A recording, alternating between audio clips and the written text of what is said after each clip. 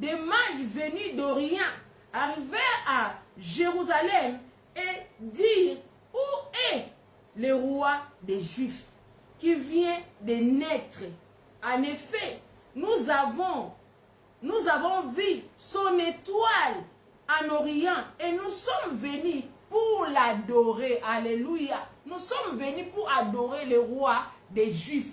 Bah, mon qui naissance, il y a une grande étoile. Oui, paraît qu'il n'a dit quoi. Bah, non, c'est le roi. Le roi des Juifs est né. Bien aimé, bah, il faut tali sa message wana et pas le roi Hérode. Le roi Hérode, dans un message wana, le roi Hérode, il s'est senti menacé de ce trône. Il s'est senti menacé de ce trône. Après, c'est même ndaki sana ba majuana, na ba masena bokende koluka roi wana, bokende koluka mwana wana, il faut ngai na bomaye. Bien aimé, mwana otiko botama. Azana na armée mon côté on est protégé physiquement, à part spirituellement, parce que l'armée céleste, elle était là pour veiller sur Jésus. Mais l'armée physique, bazala qui était bien aimé. Mais tant la maman na likambu, wa azana armée, azana nyonso pembeni nae, mais tant wa yoki message wana et bimi na kati ba magicien, parce que roi Hérode, azaki na confiance ba magicien. Abi non, c'est que ngai awa kiti na ngai ukondiza menacé ba kozwa kiti oyo ba kopesa mona mwana. Atala keta âge ya mwana te nouveau né. Atindi ba mage ba kende koluka. Et ba mage ba tambola ki selon étoile. Bande kolanda ka étoile ti ba comme sika Yesu azala ki bien aimé. Tant ba koma ki kuna. Proche ba laki na ona kati na bango ko kai ko salela ngote. Parce que mwana ki tellement protection ma kase zala ki wana. Ba se soumetaki automatiquement. Bien le Seigneur. Nzambe aza munene. Nzambe aza grand. On a ko yeba parce qu'on comprend les pensées Nzambe bien aimé. Ndeko na biso, roi David, azo reconnaître la main de l'Éternel. Alléluia. Comme je dis, yende mutu a komaka, yende mutu a desinaka, c'est que toko tambola, c'est que toko zala na sena moi. Alléluia. Et tout, nous verrons ça rapidement dans 4 Mukanda, Psaume chapitre 39 verset 16. Là il nous dit ceci. Ça c'est le roi David qui reconnaît la main de l'Éternel dans sa vie. Il dit, quand je n'étais qu'une masse informe, tant que je grand chose était. Vous n'avez même pas la forme et l'autre côté. Tes yeux me voyaient. Quand il parle des yeux, il s'adresse aux yeux de l'Éternel. Tes yeux me voyaient et sur ton livre était tout inscrit les jours qui m'étaient destinés avant qu'aucun d'eux existe. Le roi David a la conscience, la main de Dieu était sur lui. À mon avis, mon Nzambe, malgré sa vie qui est difficile, à mon avis, Nzambe qui était, à mon avis, Nzambe a à mon avis, n'a parcours la main de l'Éternel qui est toujours le colombe au Moïna. Et j'attends Batinda qui est, Nazamba qui ne peut prêtre, brebis papa naïe. Ande ko kuta les animaux sauvages. On va dire qu'on menacé. Mais roi David, azaki ne pas kolami ya Nzambe, azaki na protection ya Nzambe. Nzambe beki ko tombola ye, a faire son nom grand. Ya wan Nzambe pesa ki roi David makasi.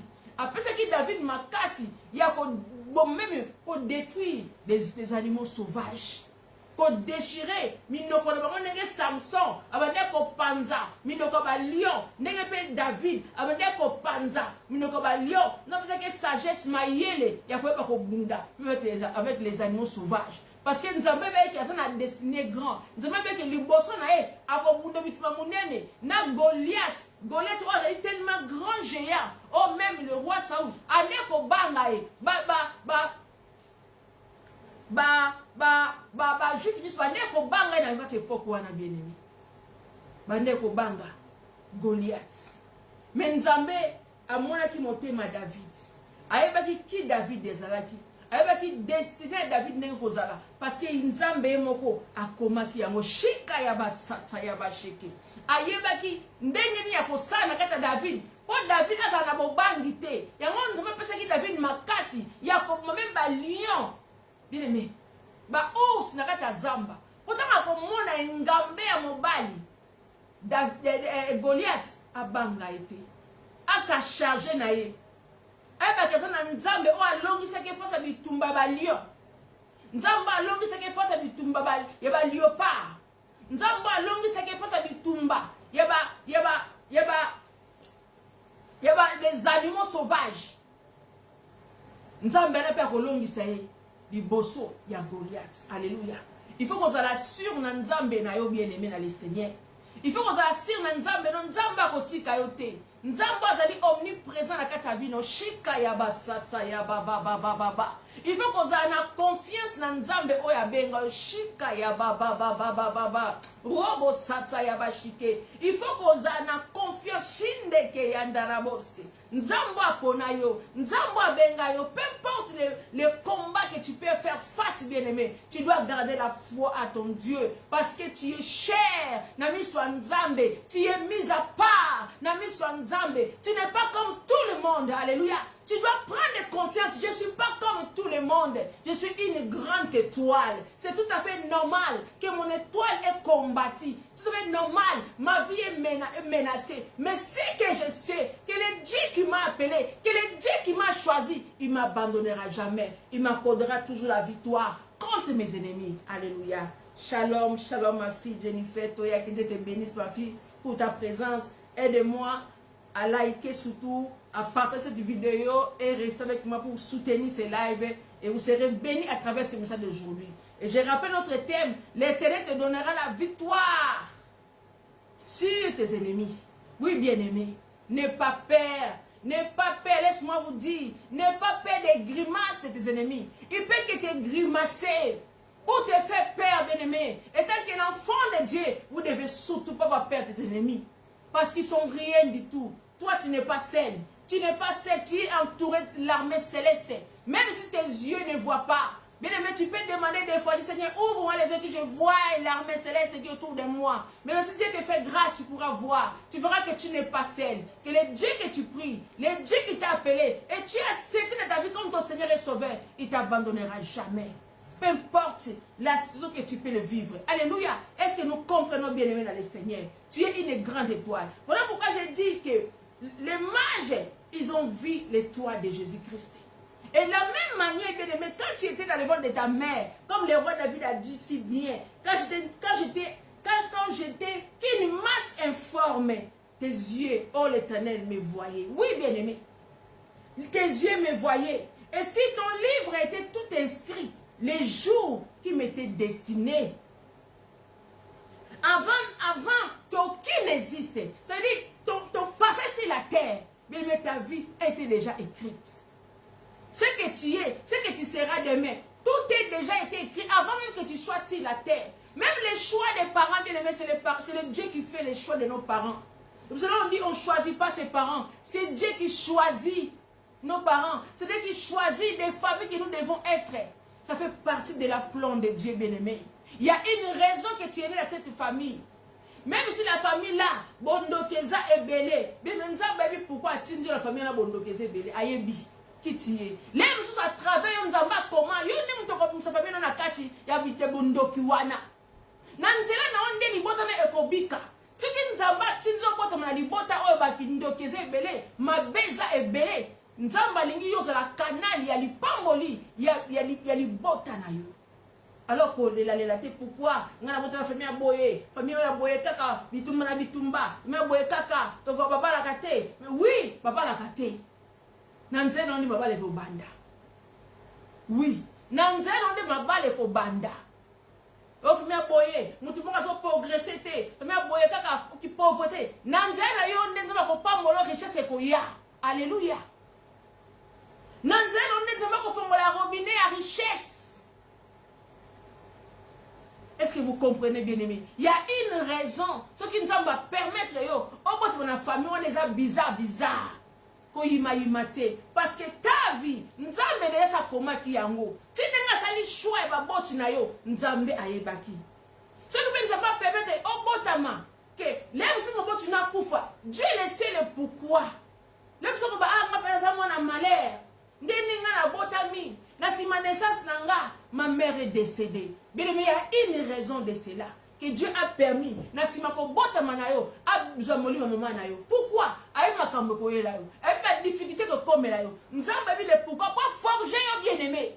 Il veut te forger, il veut que tu sois un homme, une femme forte, puissante. Vive le Seigneur. J'aime pas trop souvent de donner toujours des témoins sur ma vie bien aimée. À l'époque, je n'ai pas compris. Je ne comprenais pas. Comme beaucoup de personnes aussi ne comprenaient pas. Je disais souvent à mon pasteur, pourquoi moi? Je disais toujours, pourquoi moi? Pourquoi moi? Pourquoi c'est toujours moi je dois subir des gens des choses? Parce que je ne savais pas encore réellement qui j'étais. Ni ma destinée c'était quoi. Je ne savais pas encore, j'avais une grande étoile qui faisait que ma vie, je traversais ces moments-là. Parce que Dieu a voulu me forger. Alléluia. Shalom, la servante de Dieu, maman pasteur, ma sœur Diké, maman Emesenga. Que Dieu te bénisse, maman, avec la famille. D'abord, mon nom, je passe du bien de sous. Aidez-moi, bien-aimé, à liker, à partager pour l'avancement de l'œuvre du Seigneur. Amen, amen. Je n'avais pas compris, bien-aimé, au début, avant. Quand je plairais, quand je regardais ma vie, je dis, pourquoi moi, Seigneur? Pourquoi Kakangaï?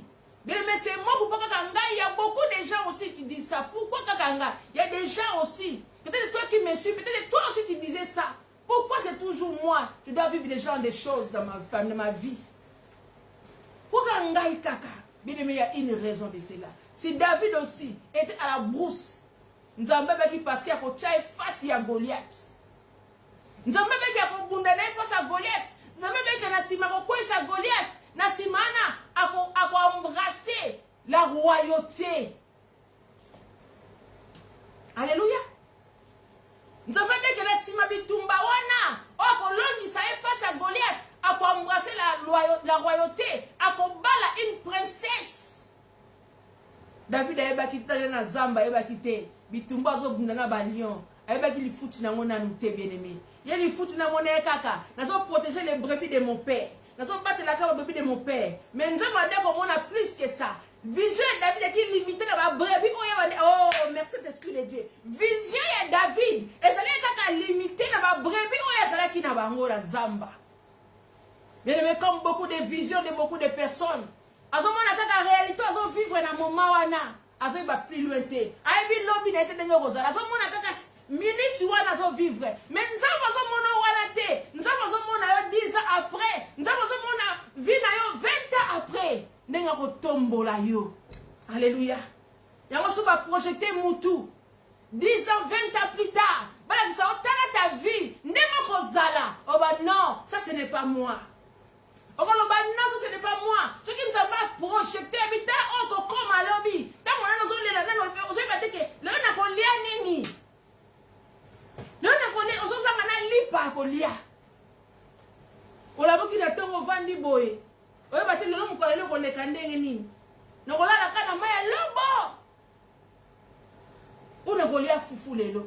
alléluia. Shika ya basata. Ozomi loba loba. Nakolia nini? Shika ya basata ya baba. Shika ya basata ya baba. Wobo ya basata. Chaise. Shalom l'homme de Dieu, prophète Moïse, ami, c'est que Dieu vous bénisse papa pour ta présence avec nous ce soir. Oui, bien aimé dans le Seigneur. Nous devons saisir ce passage, ce moment. C'est un moment clé pour toi. Shika ya basata ya baba. Ce qui nous a décidé de lobby. Quand je parle de lobby, ça veut dire ton fiti. Moi. Non. C'est pour cela. Nzambe a bombaka souvent fitir na biso. Même quand tu pries, Nzambe, ozomona kaote, Nzambe, ozomona situation ngate. Oui, Nzambe ozomona situation na yo là, azomona ope 20 ans après ce que tu vas être.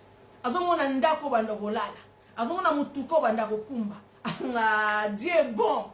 Azomona ndemo banda so ba avion, ozomata ba avion, ozokokende ba mboka la ba mboka. Azomona dengo do fongo le magasin.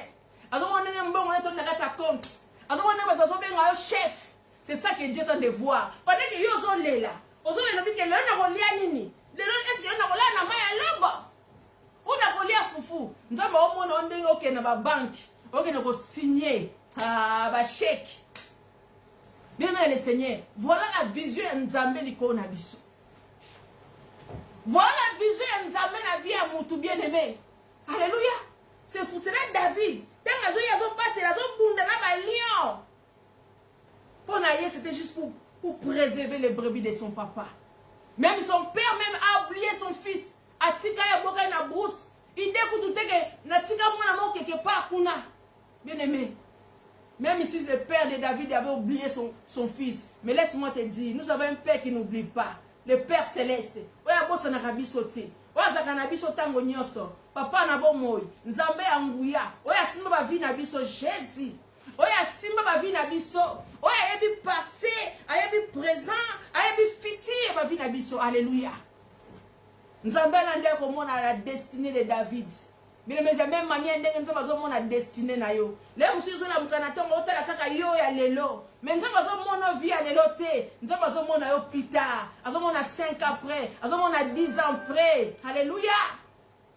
Alléluia bien-aimé. Moi aussi dans le passé, j'ai pleuré comme ça. Quand nous avons kende, quand nous kali kelele, na sala li nous que chasser li kelele na zamba. Nous kali kelele na liana fufu.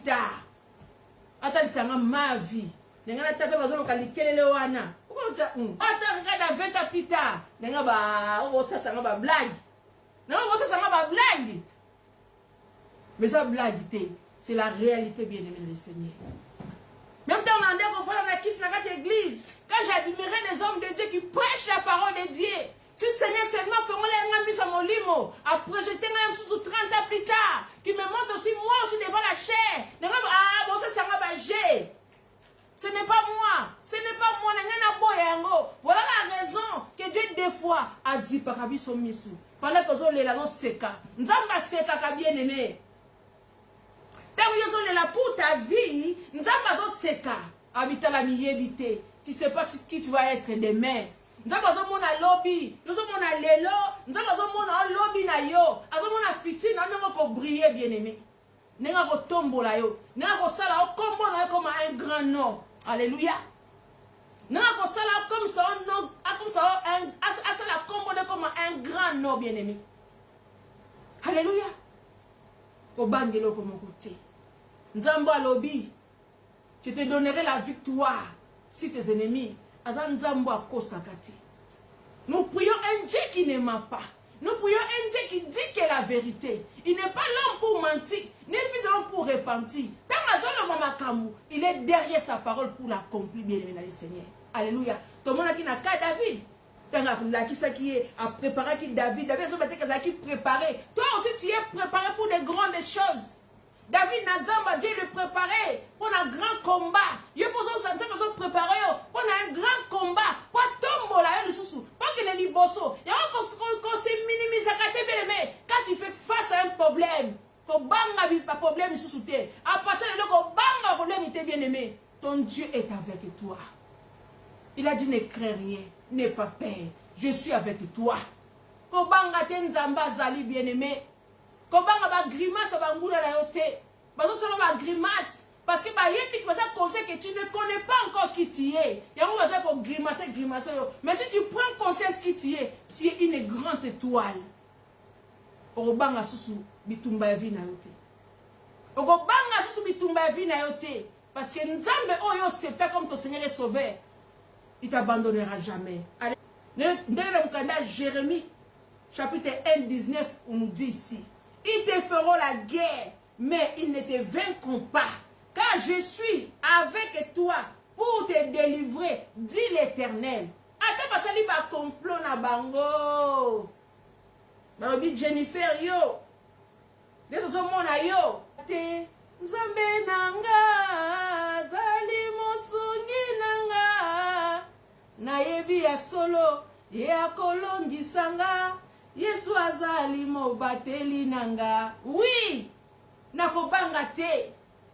Na yebi ya solo Yesu azali mobateli nanga. Peu importe ma réalité d'aujourd'hui. Nakobangelo comme mon côté. Je sais que ça c'est pour un temps. Dans un cas il y a terrain de formation. Nous avons formé nga. Parce que mon avenir, ma destinée est dans ma boca en colo. Alléluia. Est-ce que nous comprenons bien? est-ce que moko azolala nekolamusana pourquoi lelo ndeko moko azokubilobaloba pour sa vie mais n'est pas peur de ce que tu es en train de vivre aujourd'hui.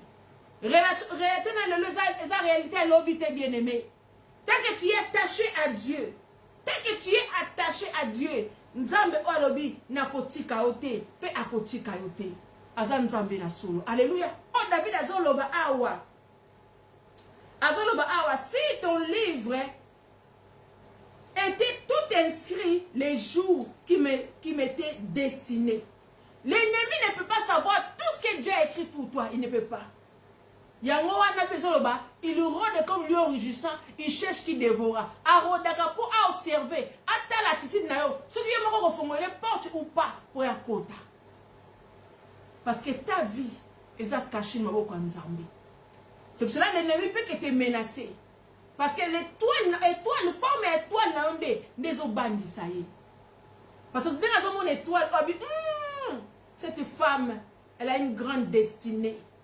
Alors, il faut combattre sa vie. Pour l'embisayo. Il fait ça pour appeler sa fatigue. Il fait ça pour l'embisayo. Pour que, neti nzambango. Non, sambela, mais neti, non, mon nzambango, salate. Non, bien aimé. Dieu a salaka na temps na ye. Nzamba salaka na vie na biso na ta na ye. Ce qui taille nzambe koki. Ata banguna na yo. Ba comme, même banguna wana. Banguna wana nzamba va utiliser pour l'élévation na yo. Nous allons pas permettre de faire ça. Nous allons pas permettre qu'il fasse l'élévation à Job. Bien le Seigneur. Mais parce qu'il nous a demandé de préparer l'élévation pour la vie. Ce qu'il avait auparavant.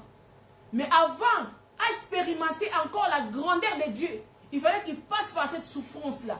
Et c'est tout à fait normal, bien aimé. Au passé dans un moment difficile. Moi, il y a des plaies. Des fois, tu es dans ta maison, tu plais. Pourquoi, Seigneur? Pourquoi ça m'arrive? Bien aimé, c'est normal que tu plais. Mais l'homme n'a pas sepe là. L'homme n'a pas sepe là. L'homme n'a pas passé na yo ba non. Il fallait que Nzamba le qui savait si ka oyo. Pour le comment on a commis bien aimé.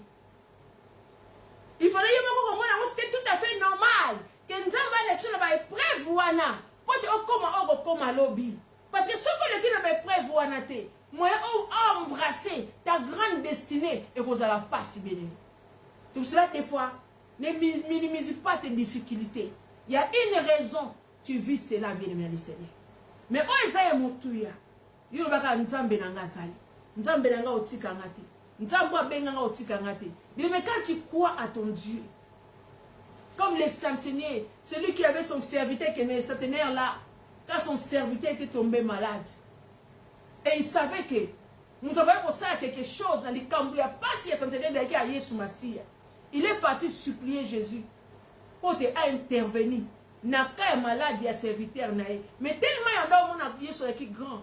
Il a même dit à Jésus, vous êtes pour ça, on s'est déplacé, pour y aller pour déclarer des paroles. Non, je sais tellement que tu es grand. Mais ce qui est pour le lobby, l'Iloba. Si ta parole, n'est que si tu as su, il y a mon serviteur, n'a pas tandaku, et pour changer, pour voir un peu la dimension de la foi.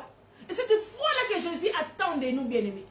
Il n'a pas cherché, non. Il faut que l'homme de Dieu aille à Nandaku. Comme il y a beaucoup d'enfants de Dieu comme ça. Même Nzamba zongo ne likeni otie. Prière à Mose na Nzambe. Attends mon zombe la subi wapi ba kilomètre à expérimenter la puissance de Dieu. Parce que c'est Dieu qui guérit, bien-aimé. Alléluia.